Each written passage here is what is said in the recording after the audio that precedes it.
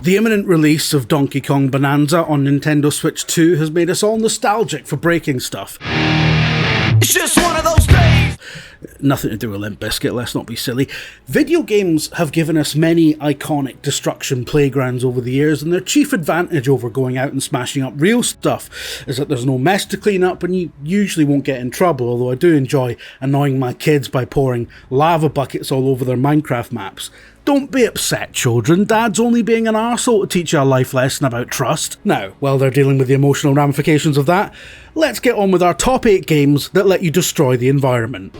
Okay, Parker, this is the training phase of your Red Faction probationary period. The original Red Faction might hail from as far back as the PS2 era, but it still holds up today, and not just because of its ever-relevant story of downtrodden workers getting fed up with their corporate masters and using the power of collective action to negotiate a better deal for themselves. In this case by collecting into an armed militia and kicking them off the planet. Yeah, a bunch of commies kicking off on the red planet, that old chestnut. No, it still holds up because its geomod technology that allows most of the game's rocky terrain to be blown to bits is, to this day, genuinely something special. You can tunnel around obstacles and enemies using explosives and mining equipment, and it's surprising just how much the game will let you dig, even in the PS2 version, which plays beautifully upscaled nowadays on PS5. If you've never played it before, it's well worth your time. It's sort of like a Steven Seagal version of Half-Life that you can make holes in. I think that might actually be a less helpful summary than anything else I've said, so let's move on.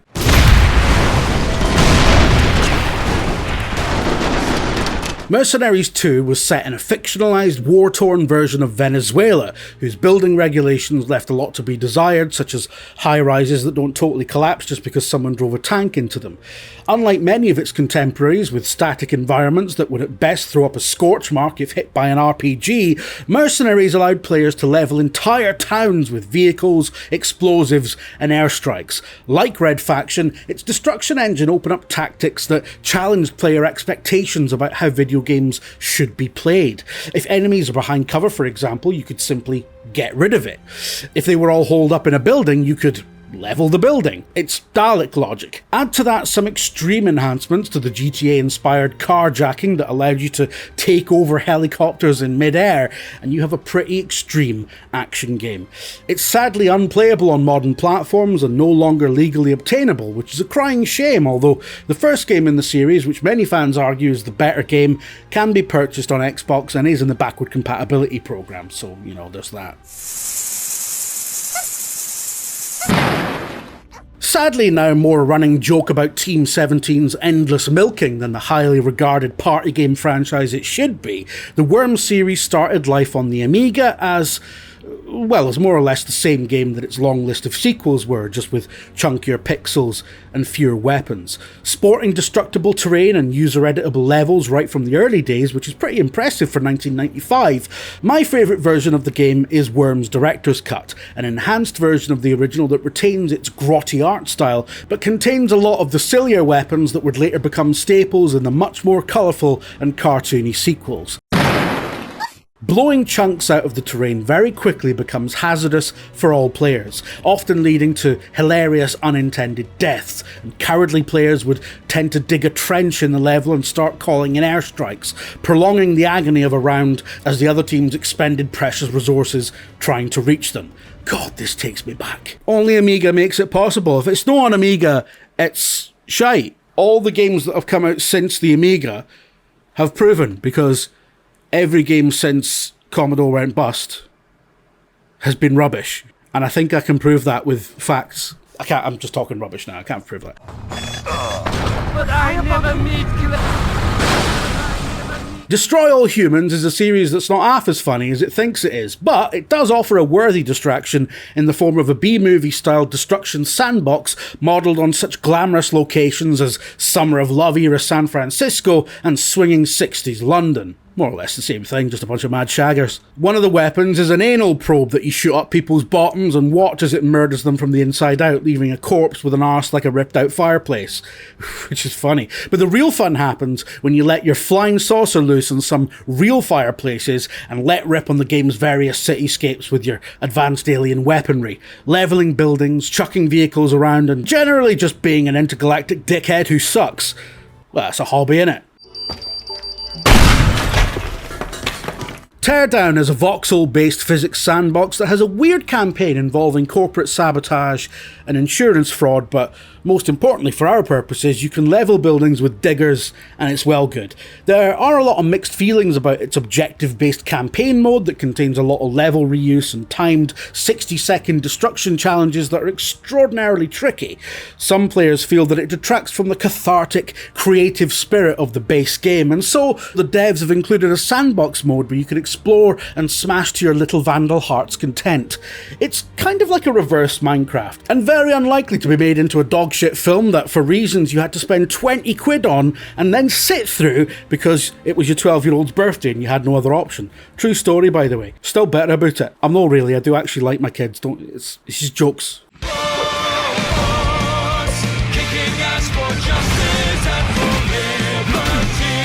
Broforce is, in many ways, a supercharged, testosterone-fueled spiritual successor to Worms. It's gleefully crass, laden with pop culture references, hilarious, and full of stupid deaths that you can't help but smile at because the game is just so expertly tuned for slapstick comedy. Its OTT destruction mainly exists in service of its prime conceit, that all the playable characters are legally distinct versions of action stars from the 80s and 90s, all with unique power moves and weaponry, but it's often overlooked just how solid the gameplay is, with its tense platforming, satisfyingly crunchy shooting, and a fully destructible environment, the management of which often becomes crucial during boss encounters. It might be a daft nonsense game full of student humour, but there is a brilliantly designed game at its core, which is why it's so successful. Also, the last update put Xeno Warrior Princess in it, which is good. You should play it for that reason alone.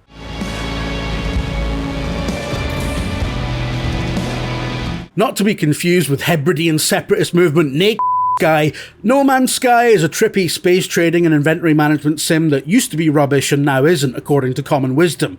It features more mining and crafting than Minecraft, and an often underappreciated feature is its sophisticated terrain deforming and destruction simulation that lets you dig and tunnel under the surface of planets to a surprising degree, which is handy for the aforementioned mining and crafting, but also base building and even making foxholes for doing combat out of. The changes you make tend to deform over time, so you can't build yourself an underground city or anything like that, but it is an impressive bit of game design, and perhaps most astonishingly has been there right from the beginning, even in the original PS4 and Switch versions. And the original Switch had what, 64 kilobytes of memory or something rubbish? Yeah, it's pretty good.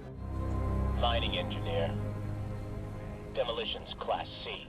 How on earth do you follow up on Red Faction, the seminal terrain destruction first-person shooter that was essentially Half-Life with digging? Well, unfortunately, developer Volition followed it up with Red Faction 2, which was a load of cobblers, but then they went off and got famous for making the Saints Row series, which were unabashed GTA clones with vast city simulation and driving and carjacking and all that stuff. And at some point, a genius at Volition had the bright idea of combining the two best things they were known for, Saints Row and the original Red Faction. And I mean, they made like Descent and Free Space and stuff like that, I think, as well, which were also good, but for the purposes of this video, shut up. The point is this: they combined those things to make Red Faction Guerrilla, an astonishingly good sci-fi epic destructathon set in a GTA-style open world on the colonised surface of Mars, but featuring Geomod 2.0 technology which focused the gameplay around bombing buildings to smithereens as a card-carrying member of the Space IRA. Guerrilla give you the tools of a demolitions expert and set you loose on a futuristic Wild West full of frontier towns and fascist infrastructure, all designed to collapse satisfyingly when poked in the right places, whether with explosions or your nanobot gun, which when you unlock that's when the game becomes absolute chef's kiss beautiful. It remains one of the most imaginative genre blends to this day, and the remastered version, terrible pun, looks and plays better than ever on current gen consoles and PC. It is arguably the Red Faction game that truly delivered on the potential of the idea. And not only that, I'd say it happens to be Volition's best GTA-style game to boot, despite the fact that they made loads of them of varying guffness. Sadly, Guerrilla was followed up with the decidedly underwhelming Red Faction Armageddon, which abandoned the successful open-world formula for a regressive 6-hour third-person shooter set almost entirely underground, and, well, the rest is unfortunately history. Sadly, there won't be another Red Faction, but its spirit lives on in dozens of clever, destruction-focused games, many of which we haven't even covered here, such as the Battlefield series and physics-based indie platformer Noita. And with Donkey Kong on its way to remind us all how fun it is to smash the world up, here's hoping the developers are inspired to take this most fundamental of ideas into ever sillier and creative places. I actually can't wait for Donkey Kong. It looks so good.